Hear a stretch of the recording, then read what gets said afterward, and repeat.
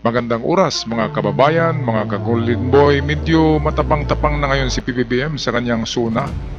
At ayon sa kanya, in the next year 2026 budget ay lalo siyang mas mahigpit sa pagbigay nitong mga proyekto na minsan ay nagiging ghost project, minsan ay kinukurakot at minsan ay mga Class B materials ang ginagamit. Pero sa lahat ng yan na binanata ni PBBM ay hindi niya nakakalimutan ang mga kawawang missing sa bungero.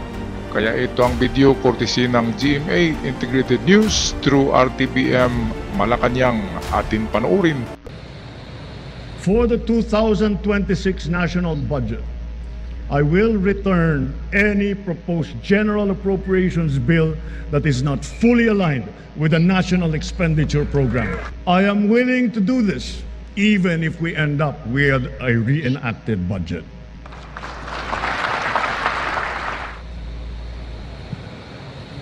Sa usapin naman ng missing sa Bungeros, tiniyak ng Pangulo na wala raw sisinuhin sa pagpapanagot sa anyay karumal-dumal na krimeng ito. Nagtutulungan ang buong pamahalaan para lutasin ang mga kaso ng mga nawawala dahil sa walang pakundangang kagagawan ng mga sindikato sa likod ng madilim na mundo ng mga sabungan. Hahabulin at pananagutin natin ang mga utak at mga sangkot, sibilyan man o opisyal. Eto mga kababayan, kapag na-prove na ang nag-execute ng mga kawawang missing sa bungero na yan ay mga tawag na mga death squad na related sa panahon ni Digong. Kapag ganun, ay magiging isa na namang ebidensya ito sa ICC. Ang mga missing sa bungero na panahon ito ng tukhang nawawala 2020 ay nag-umpisa nang naglaho ang mga missing sa bungero na yan. Kaya pandagdag ebidensya sa korte ng ICC, at kapag na-prove ito na itong ang mga kalansay diyan sa Taal Lake ay sa mga missing sa bungero, ay lagot na. Wala nang kawala si Digong doon sa ICC dahil madagdagan na naman ang mga ginagawa niyang karumal-dumal sa panahon ng EJK. Nako, mga extrajudicial killing, pati pala mga sabungero ay hindi lang pala mga drug addict ang tinutukhang noon, kundi mga nagsusugal ng sabong, kawawang mga sabungero. Balik tayo kay PBBM sa video courtesy ng RTBM Malacanang. Kahit malakas, mabigat o mayaman, hindi sila mangingibabaw sa batas. Inanunsyo rin ng Pangulo ang mga pinalawak at pinalaking programa ng PhilHealth para sa mga miyembro. Ang pinalakpakan ang anunsyong zero balance billing sa lahat ng ospital na pinatatakbo ng DOH. Itinuloy na po natin ang zero balance billing. Libre po. So nangyari ito kasi palaging binabati ko si PBBM tungkol sa yung budget doon ng PhilHealth ay kinuha ni PBBM. Pero sabi nga ni PBBM na mas pagandahin niya ang benepisyo ng mga membro ng PhilHealth. Kaya ito ngayon, kapag DOH run hospital, ay libre lahat ng basic lang na serbisyo. Yung mga medyo nandiyan, di ba? Basic, ibig sabihin basic lang, meron pa yung kunting babayaran din, pero sa basic services ay zero payment, libre sa mga ospital ng DOH o related sa DOH. Kaya napakagandang balita nito para sa membro ng PhilHealth. Okay, so punta naman tayo dito sa ibang topic ni PBBM sa SUNA. Balik tayo sa video. Ibig sabihin, ang serbisyo sa basic accommodation sa ating mga DOH na ospital, wala nang babayaran ang pasyente dahil bayad na ang bill ninyo. Sobrang ganda. Tuloy din ang kampanya ng Administrasyong Marcos kontra droga. Marami raw ang nahuhuli at sa usapin niya ng mga nasasabat at nakukumpiskan droga. Tahasan niyang pagkukumpara. Sa lahat ng mga operasyon na ito, mahigit 153,000 ang naaresto. Sa 3 taon lamang, halos mapantayan na ang kabuuang huli ng nakaraang administrasyon. Sa kabila ng mga ito, tila nagbabalikan daw ang mga pusher. Kaya patuloy ang ating mga operasyon laban sa mga drug dealer, sila man ay big time o small time. Special mention din sa sona ng Pangulo ang pagpapanagot sa Siquijor Island Power Corporation o SIPCOR na nagdulot ng malawakang blackout sa Siquijor.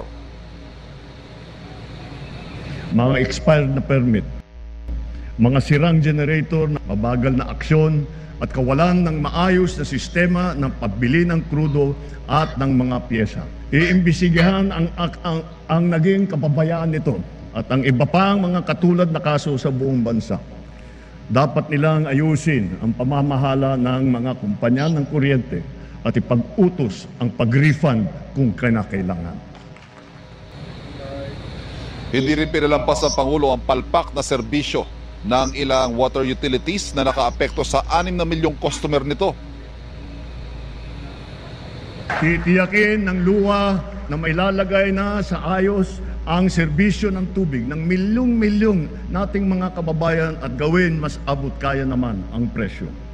Higit sa lahat, titiyakin natin mapapanagot ang mga nagpabaya at nagkulang sa mahalagang serbisyong publiko na ito.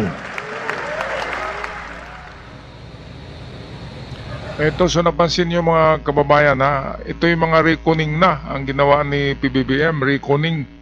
Binabalikan niya yung mga baluktot na opisyalis ng gobyerno, mga ahensya na nagkukurakot. Binabalikan lahat eh. Kaya ito yung maganda, hindi yung puro promise na ganito, ganun ang gagawin natin. Ito ang maganda kasi ang naghihirap ang Pilipinas dahil sa malaking national budget, di ba? Kada taon meron tayong national budget na inuutang pa yan kasi trilyones yan eh. So inuutang yan. Ngayon, yung utang ay babayaran. Pero ang problema, nagbabayad tayo sa utang pero yung pera na inutang natin ay napasok sa mga bulsa ng mga opisyalis ng gobyerno. Yan ang katotohanan yan. At kung hindi man lahat napasok, ay nasa 20%, 30% ang kinuha nila doon para sa project na budget. Kaya ang mga proyekto ay nagiging mga lutong luto. 'Di ba? Yung hindi talaga maganda ang mga proyekto dahil sa binabawasan ng pera eh. Kaya tuloy ay kapag may baha ay gumuguho ang mga tulay, gumuguho ang mga culvert, ang mga dike, gumuguho dahil nga sa second class or class B lang ang paggagawa nito. Okay, so tapusin na natin ng video courtesy ng RTBM, Malacanang. At sa pag-anunsyo ng mas pinaigting na suporta sa sports ng administrasyon, nilitanya niya mga ipinagmamalaking mga atleta ng Pilipinas. Pero special mention si PNP Chief Nicolas Torre na tinawag ng Pangulo na bagong champion. Tila patungkol sa boxing match niya laban sa hindi sumipot na si Davao City Acting Mayor Baste Duterte. Sumusunod sila sa yapak ng ating mga kampiyon at world-class na athlete tulad ni Senator Manny Pacquiao, ni Heidelin Diaz, ni Kaloy Yulo. Sama na rin natin yung bago nating kampiyon, si PNP Chief Nick Torres. Ayan, ang laki ng tawa ni Torre. Alam niyo ba mga kababayan na si Manny Pacquiao ay ang ibinigay na parangal para kay Torre ay mismo ang kanyang belt sa kanyang pagiging legend. Yung belt niya sa Hall of Fame of Boxing, meron kasing binigay na belt for Hall of Famer. Binigay niya. Napakamahal niyan eh. Sigurado bibilhin niya ni Bustoyo. Kasi galing yan sa dagot. galing sa 8th Division World Champion. Yung belt na yon ay pangalan yun ni Manny Pacquiao. Kaya nasa kay Torre. Ibibenta daw ni Torre, hindi niya itatago, para naman ang kita sa belt na yun ni Manny Pacquiao ay i-donate niya pa rin sa mga biktima ng baha. Napakagandang plano, mga kababayan. Alright, hanggang dito na lamang tayo. Paki-comment sa ating comment section sa inyong mga masasabi tungkol dito sa recap natin, at sa mga bago pa lamang nakabisita sa channel, huwag kalimutan mag-subscribe. Napakalaking tulong sa aming mga content creator. Hanggang sa muli, paalam, and God bless the Philippines.